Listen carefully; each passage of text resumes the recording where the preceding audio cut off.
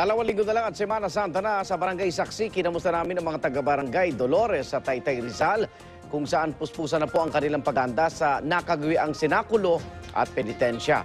Saksi si Victoria Tulad. Inabutan kong abala na ang grupo ni Bobby at Luis habang pinaghahandaan ang nakagawian ng senakulo o pagsasadula ng Pasyon ni Cristo sa Barangay Dolores, Taytay Rizal. Kabilang sa mga sinimulan ng ayusin ay ang mga props na karwahe at mga costume. Penitensya, nagsisinakulo, mga paggagawa ng mga altar, yun ang mga tradisyon ng mga taga-Taytay. Halos yun ang kinalakihan namin eh. Mga nag-umpisa pa niya, mga tatay-tatay namin. Yung baga, salilahi na lang kami na lang nagpapatuloy ng mga kanilang mga panata. Para malaman ng mga tao na kung paano tayo niligtas ng Panginoon sa kasalanan. Puspusan na rin ang paghahanda ng mga magpepenitensya ngayong taon sa pamamagitan ng pagpapalo o hampas dugo. Sa barangay nila, imbes na karaniwang bulyos, kadena ang gagamiting pamalo sa likod. Isa itong Barangay Dolores dito sa Taytay Rizal sa may pinakamaraming namamanata tuwing Semana Santa. Ang grupo nga ng mga kalalakihang ito, abalang-abala na sa kanilang paghahanda ng gamit para sa Holy Week. At itong si Kuya Ryan, ipapaliwanag sa atin kung paano hinahanda yung kanilang mga gagamitin. Kuya Ryan, paano po ba hinahanda yung mga kadena na gagamitin ninyo sa Semana Santa? Basta bago dumating ang yung Semana Santa, yan, nakahanda na yan. Tapos bago kami sumalang, nililinis muna namin yung kadena para pagpalo namin, hindi gumapit yung kalawan sa likod namin. Ito po yung kadena na nakababad sa suka? Ito. Bakit sa suka nyo po ibinababad? Kasi yung kalawan yan, bumibitaw yung kalawan sa suka. Tapos pagdating na sa tubig na lang, pag oras na papalo na kami. Mabilis lang daw maghilom ang sugat na dulot ng pagpapalo ng kadena. Pero mag-iiwan pa rin ito ng pilat, gaya ng ipinakita sa akin ni Narayan. Pero ang simbahan, sinabing hindi kailangan na sa ganitong paraan ang pagpepenitensya. Sapat na raw ang pag-aayuno, pagdarasal at pagbibisita iglesia para pagnilayan ng mga kasalanan at pagpapatatag ng relasyon sa may kapal. Ngayon, ang simbahan, kung literal ang penitensya, gaya halimbawa ng magpapako ng krus, gaya halimbawa ng flagellism, dinidiscourage na ng simbahan. Bakit po? Dahil sa sapat na yung ginawa ng ating Panginoon Kristo, na siya nang nagpapako sa krus, siya na mismo ang nagsakripisyo para sa atin. Ako si Victoria Tulad, ang inyong saksi.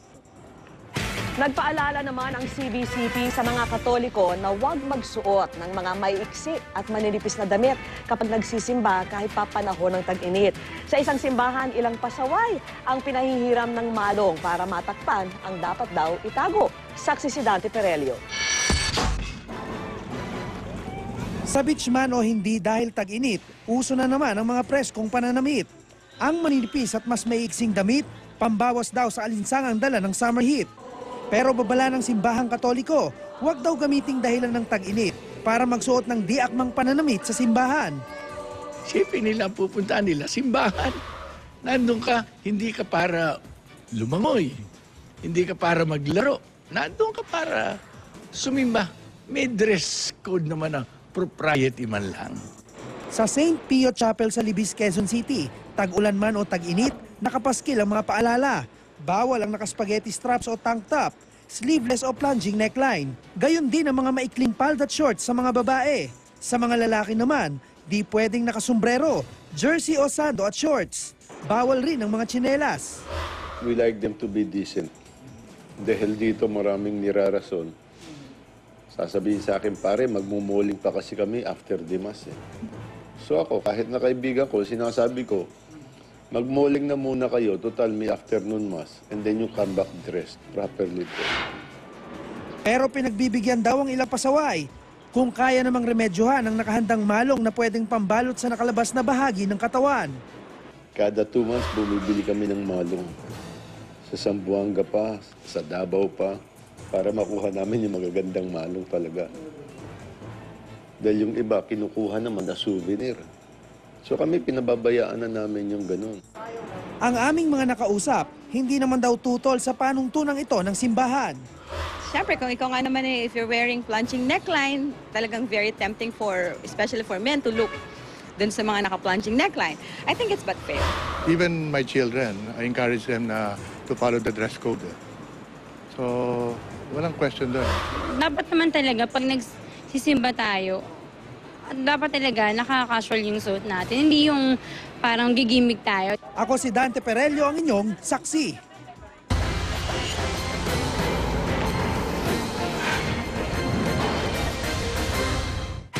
Sa ika-31 araw na impeachment trial, nagharap ng mga testigo ang depensa para patunayang ilan sa mga sinasabing ari-arian ni Chief Justice Renato Corona ay naibenta na.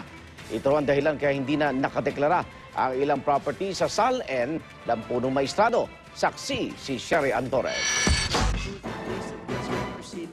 Sa kanyang pagbabalik sa witness stand, isinumite sa impeachment court ni Quezon City Acting Register of Deeds Attorney Carlo Alcantara ang mga dokumentong nagpapatunay raw na ang ilang real estate properties na nakapangalan noon sa mag-asawang Cristina at Renato Corona ay naibenta na, kaya hindi na idineklara sa SALN ng punong maestrado. Unang tinalakay ang Ayala Heights property na ibinenta raw ng mag-asawang Renato at Cristina Corona sa mag-asawang Rodel at Amelia Rivera noong February 2010 sa halagang 8 million pesos.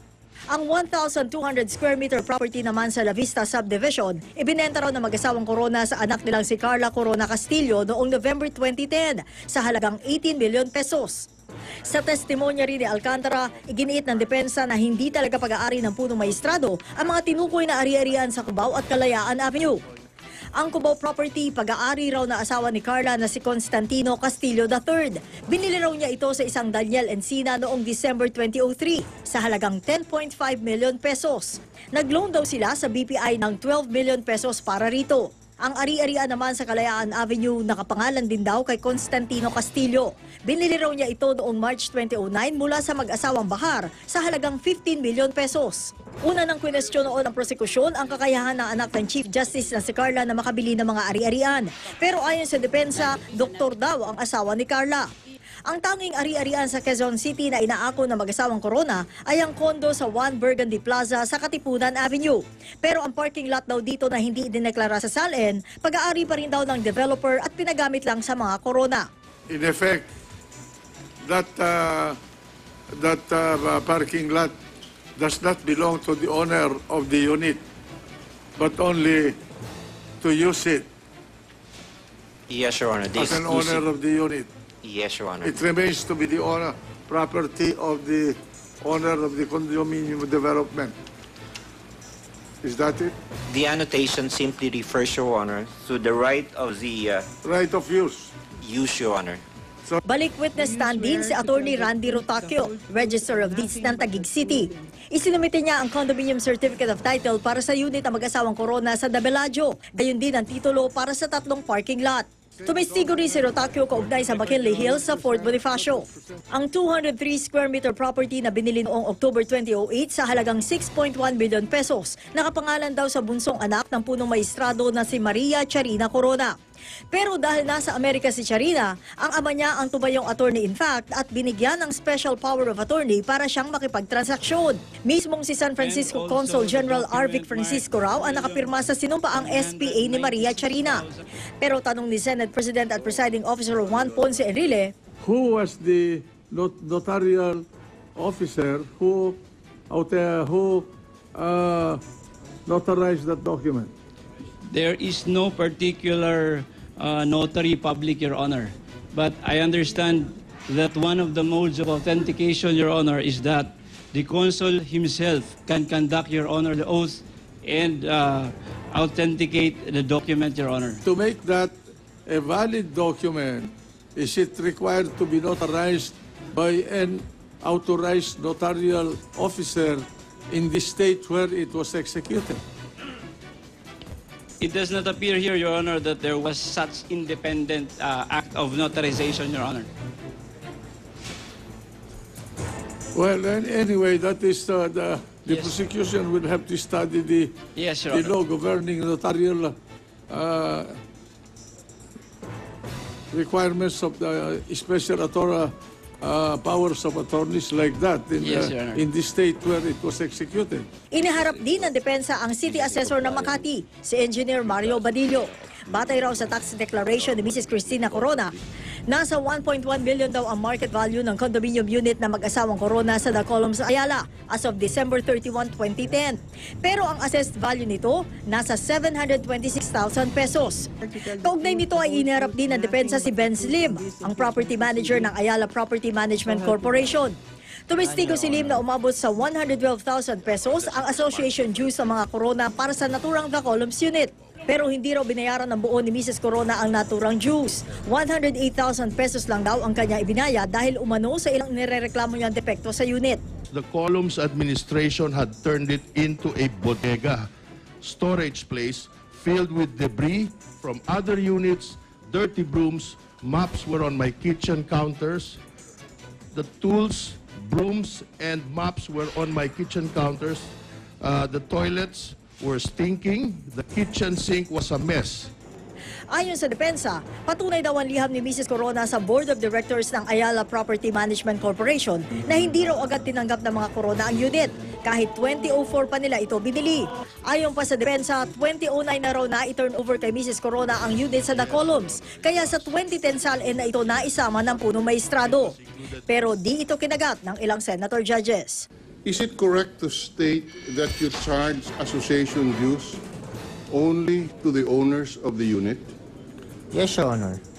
I assume she had access to the unit. Yes, Your Honor. Basically, sir, we in Ayala Land, Alveo have a quality control team who, these are the team who are in front of the unit owner. They inspect the unit before turnover. And then they are the ones also giving the keys and signing the acceptance forms. Dahil sa mga tanong, ipinatawag na ng korte ang opisyal na nag-turnover ng The Columns unit kay Ginang Corona. Ako si Sherian Torres, ang inyong saksi. Saksihan mamaya. Sanggol na natagpuan nakasilid sa grocery bag at nakasabit sa puno.